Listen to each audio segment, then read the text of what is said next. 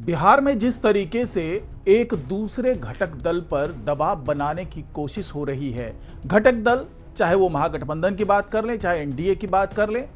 तो दोनों ही दलों में उठापटक जारी है, खींचतान जारी है। लेकिन इस बार महागठबंधन में जिस तरीके से तेजस्वी और राहुल गांधी के बीच में तलवारें खींची हुई है, जिस तरीके से एक दूसरे पर प्रेशर पॉलिटिक्स को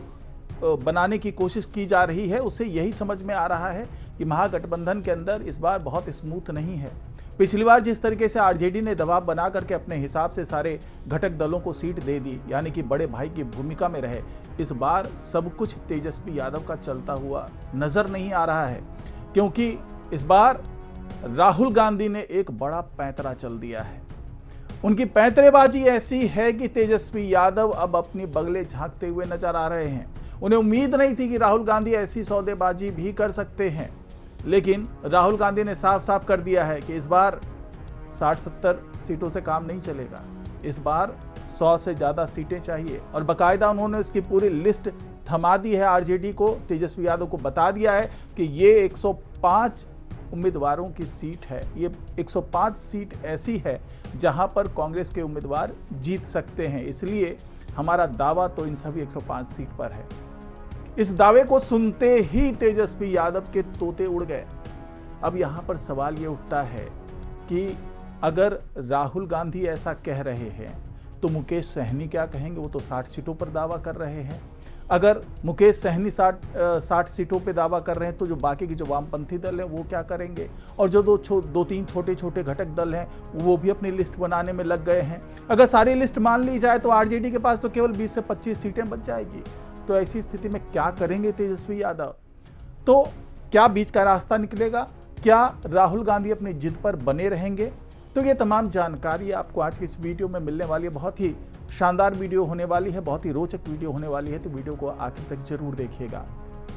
नमस्कार, मैं हूं डॉक्टर सुरजीत सिंह और आप देख रहे हैं यंग भारत न्यूज़। अगर आपने अभी तक इस चैनल को सब्सक्राइब नहीं किया है तो सब्सक्राइब कर लीजिए, और अगर आपको ये वीडियो अच्छा लगे तो लाइक कीजिए, शेयर कीजिए और कमेंट जरूर कीजिए।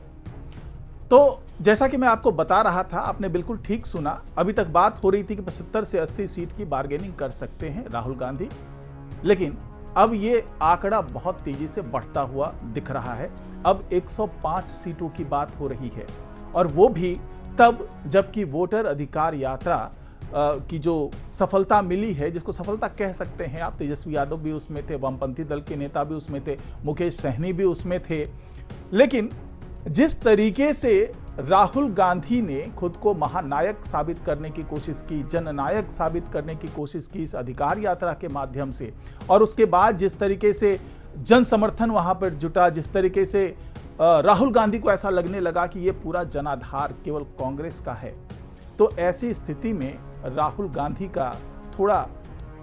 अपने जो लिमिटेशन है उससे बाहर निकल के आ जाना कोई बहुत अचरज वाली बात नहीं है, क्योंकि उनके जो इरादे वो साफ साफ वोटर अधिकार यात्रा के दौरान ही दिखने लगे थे। क्योंकि जिस तरीके से बार बार तेजस्वी यादव खुद को मुख्यमंत्री का चेहरा साबित करने में लगे हुए थे, डुप्लीकेट सीएम, ओरिजिनल सीएम, और ना जाने कैसी कैसे पैंतरेबाजी हो रही थी। अखिलेश यादव भी तेजस्वी यादव के फेवर में बोल रहे थे, लेकिन राहुल गांधी लगातार चुप्पी साधे हुए थे। उसी वक्त ऐसा लगने लगा था कि शायद राहुल गांधी कुछ बड़ा करना चाह रहे हैं, कुछ बड़ा प्रेशर पॉलिटिक्स करना चाहते हैं, कुछ बार्गेनिंग करना चाहते हैं, क्योंकि अगर वो चुप्पी साध करके बैठे हुए हैं, जबकि यहां पर ये बात लगभग साफ है कि बड़े भाई की भूमिका में आरजेडी ही रहने वाली है, और आरजेडी का सबसे बड़ा चेहरा तेजस्वी यादव खुद हैं, तो उसको सीएम के लिए उस चेहरे के तौर पर, या कह लें कि सीएम कैंडिडेट के तौर पर क्यों नहीं स्वीकार कर रहे थे राहुल गांधी? तो उसके पीछे वजह यही थी कि अगर पहले ही स्वीकार कर लिया तो बार्गेनिंग करते वक्त क्या जवाब देंगे, किस तरीके से ज़्यादा सीट लेंगे। तो अब जाकर के राहुल गांधी ने 105 सीटों की पूरी लिस्ट तैयार की और वो सौंप दी तेजस्वी यादव को। अब ये 105 सीटें कौन सी है? 105 सीटें वो सीटें हैं जहां पर सवर्ण जाति का अच्छा खासा दबदबा है, जहां पर अल्पसंख्यकों का अच्छा खासा दबदबा है, जहां पर गैर यादव ओबीसी कह लें उसको, गैर यादव पिछड़ी जाति कह लें, वंचित जो लोग हैं उन लोगों का अच्छा खासा दबदबा है, और राहुल गांधी को ऐसा लगता है कि 35 साल से जो जनाधार उनसे छिटक रहा था, जो खिसक गया था, सवर्णों में खास करके ब्राह्मणों की बात कर लें या अल्पसंख्यकों की बात कर लें या फिर जो गैर यादव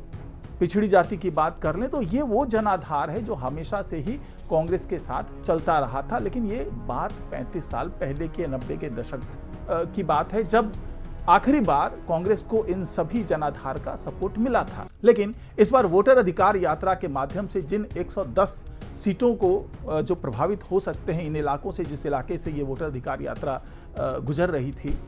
तो उन जगहों पर भी टटोला राहुल गांधी ने अपने कांग्रेस को, और टटोला पूरे बिहार में सर्वे किया और वहां से ये बात निकल करके सामने आई कि 105 सीटें ऐसी है जहां से अगर कांग्रेस के उम्मीदवार चुनाव लड़े तो जीत सकते हैं। अब इसमें इन्होंने कैटेगराइज कर लिया। कैटेगराइज कैसे किया इन्होंने पहली कैटेगरी बनाई जहां पर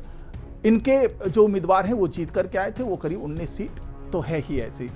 और दूसरी कैटेगरी बनाई जहां पर इनके रनर अप रहे, यानी कि दूसरे नंबर पर इनके उम्मीदवार है, भले हार गए हों, तो ऐसे करीब 25 से 30 सीटें इन्होंने निकाल करके रखी।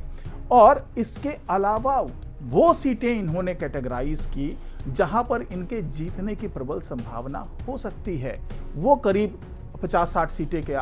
हो सकती हैं ऐसी सीटें। तो कुल मिलाकर के जो इनका एक समीकरण बना वो यही बना कि 105 सीटें अगर हमें दे दे तो हम कंफर्टेबली जीत सकते हैं। और मलाल इस बात का था कांग्रेस को, या कह लें कि राहुल गांधी को मलाल इस बात का था कि पिछली बार आरजेडी ने जिस तरीके से एक तरफा फैसला करते हुए इन्हें सीटें दी, और जिन 70 सीटों पर कांग्रेस के उम्मीदवार चुनाव लड़े, उसमें से करीब 30 से 35 सीटें ऐसी थी जिस पर पिछले 2 से 3 दशक में विपक्ष का कोई भी नेता, विपक्ष यहां पर मैं महागठबंधन के घटक दलों को कह रहा हूं, तो उनके उम्मीदवार जीत दर्ज नहीं कर पाए थे। यानी कि वो पूरा गढ़ है, वो पूरा किला है बीजेपी का, जेडीयू का। तो इस बार कांग्रेस ने यही कहा कि आप इस बार हमें बेवकूफ मत समझिए, आप हमें वो सीटें दे देते हैं जहां पर हमारी हार तय हो पहले से, यानी कि हम दूसरे नंबर पे भी नहीं आते, हम तीसरे चौथे पे पहुंच जाते हैं, ऐसी सीट है। तो इस बार कांग्रेस ने साफ साफ कह दिया है कि ये मैं एक तरफा इन सीटों पर अपने उम्मीदवार खड़ा नहीं करूंगा। यानी कि ऐसा ना हो कि आप 80 सीटें हमें दें, इसमें से 30-35 वो दे दें जो बिल्कुल ही हारना तय है जहां से। तो कांग्रेस ने कह दिया है कि ये जितने घटक दल हैं सबको ये बराबर बराबर जिस रेशियो में उनको सीट मिल रहा होगा उसी रेशियो में सबको ये सीटें बांट लेनी होगी और उसी के हिसाब से आगे बढ़ना होगा। और यही वजह है कि पिछली गलतियों को ना दोहराए राहुल गांधी, इसके लिए एक समन्वय समिति बाकायदा बना दी गई है महागठबंधन के अंदर में, जो तय करेगी कि कितनी सीटें किसको मिलनी चाहिए। उस समन्वय समिति में सभी घटक दलों के नेता हैं और वो ये तय कर लेंगे कि कौन सी सीट पर से कौन से दल के जिताऊ उम्मीदवार खड़े हो सकते हैं और वहां पर जो जातीय समीकरण है वो क्या हो सकता है। शायद यही वजह है कि 5 बार इस समन्वय समिति की बैठक हो चुकी है, उसमें कई फैसले लिए गए हैं और ये कहा गया है कि एक इंटरनल सर्वे होगा, उस सर्वे के आधार पर सभी घटक दलों को अलग अलग सीटें दी जाएगी। लेकिन उस सर्वे से पहले हर पार्टी अपने अपने स्तर पर सर्वे कर रही है, जैसा कि कांग्रेस ने किया। एक बड़ा सर्वे तो उनका वोटर अधिकार यात्रा ही के माध्यम से हो गया, लेकिन जो छोटे छोटे दल हैं वो भी सर्वे कर रहे हैं, मुकेश सहनी भी सर्वे कर रहे हैं, जो और वामपंथी दल हैं वो सर्वे कर रहे हैं और सर्वे के आधार पर अपनी अपनी लिस्ट तैयार कर रहे हैं। और जिस तरीके से वो दावा कर रहे हैं, तमाम घटक दल दावा कर रहे हैं और जैसे जैसे वो लिस्ट सौंपना चाह रहे हैं, समन्वय समिति को सौंपना चाह रहे हैं, उससे ये लग रहा है कि अगर सबकी लिस्ट मान ली जाए कि 100%, तो आरजेडी के पास 20 से 25 सीटें ही बचेगी। तो ऐसी स्थिति में किस तरीके से सभी दलों को मनाया जाए, किस तरीके से राजी किया जाए, और तेजस्वी के सामने एक बड़ी चुनौती यह है कि सभी दल उसको मुख्यमंत्री पद का उम्मीदवार मान लें। और यही बार्गेनिंग की ऐसी चीज है जो सभी घटक दलों ने अपने अपने हाथ में पकड़ा हुआ है और ये बार्गेन करना चाहते हैं कि हमें ज्यादा से ज्यादा सीट दें तो हम आपको सीएम पद का उम्मीदवार मान लेंगे। और इसमें जो सबसे बड़े घटक दल की भूमिका में कांग्रेस है, उसका भी यही दावा है। और हो सकता है कि राहुल गांधी जो अभी बार बार ये कह रहे हैं कि हमें चुनाव के रिजल्ट आने तक शांत रहना चाहिए, किसी को भी मुख्यमंत्री पद का उम्मीदवार नहीं बनाना चाहिए, क्योंकि उससे हो सकता है कि कई जो पुरानी चीज़ें हैं वो जुड़ जाए, चाहे जंगल राज की बात कर लें या फिर गैर यादव ओबीसी की बात कर लें, तो वो सब जो एक बड़ा वोट बैंक है वो छिटक सकता है, कांग्रेस से छिटक सकता है, बाकी घटक दलों से छिटक सकता है। तो यही वजह है कि लिस्ट तो तैयार हो रही है, लेकिन सीएम के नाम पर एक तो चुप्पी साध ली है, सभी घटक दलों ने साध ली है। अब अखिलेश यादव आते हैं बीच में पिक्चर में, वो भी कोशिश करते हैं कि किसी तरीके से मान लिया जाए कि तेजस्वी यादव ही सीएम पद के उम्मीदवार होंगे। वो खुले तौर से सार्वजनिक मंच से बोल भी देते हैं, फिर भी राहुल गांधी पर कोई असर नहीं होता है और वो साफ कर देते हैं कि पहले आप हमारी मांग मानिए, उसके बाद हम सोचेंगे कि क्या सीएम फेस के साथ हमें चुनाव में आना चाहिए। तो कुल मिलाकर के आपस में खींचातान जारी है, हर घटक दल अपने अपने तरीके से बार्गेनिंग कर रहा है और कुल मिलाकर के महागठबंधन के अंदर जो खिचड़ी पक रही है उसके पकने में अभी काफ़ी समय लगेगा, क्योंकि सब अपने अपने तरीके से उसमें कोई ज़्यादा नमक डालना चाह रहा है, कोई ज़्यादा चावल डालना चाह रहा है, कोई ज़्यादा दाल डालना चाह रहा है। अब क्या कुल मिलाकर के खिचड़ी अच्छी पकेगी, इसके लिए हमें थोड़ा इंतजार करना पड़ेगा। तो आज की रिपोर्ट में फिलहाल इतना ही। नमस्कार।